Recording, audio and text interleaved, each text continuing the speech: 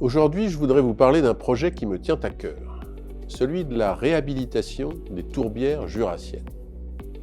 Qu'est-ce qu'une tourbière?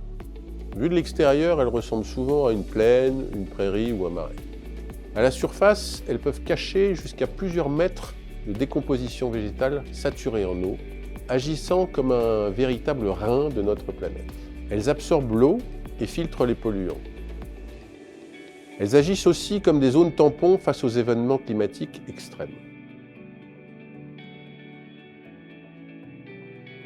Enfin, elles sont de formidables réserves de biodiversité pour des espèces végétales et animales endémiques et un redoutable piège à carbone. Si les tourbières ne représentent que 3% des terres, elles stockent un tiers du stock de carbone des sols, ce qui représente 75% de tout le CO2 atmosphérique. Durant les 2 derniers siècles, l'humanité n'a eu de cesse de faire disparaître et drainer ces écosystèmes, se chauffer ou pour récupérer des terres agricoles. Et elles disparaissent aujourd'hui 3 fois plus vite que les forêts.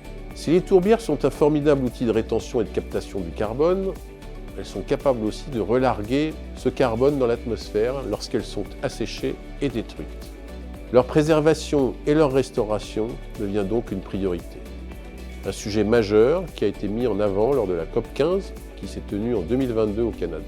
Lors de cet événement, les Nations Unies ont appelé à restaurer 50% des tourbières à l'horizon 2030. Et c'est un appel important. Après 20 ans d'engagement continu de Bell pour intégrer dans son fonctionnement les 10 principes du Global Compact des Nations Unies, ce projet est particulièrement enthousiasmant car il combine les 3 aspects essentiels de l'avenir de notre planète. Protéger la ressource en eau douce, protéger la biodiversité et lutter contre le réchauffement climatique. 15% des tourbières ont disparu ces 100 dernières années, alors que 40% des espèces de la planète vivent et se reproduisent dans les zones humides. Aujourd'hui, je suis heureux d'annoncer que le groupe Bell s'engage pour la préservation des tourbières. Et c'est dans le Jura, berceau historique du groupe, que nous allons commencer.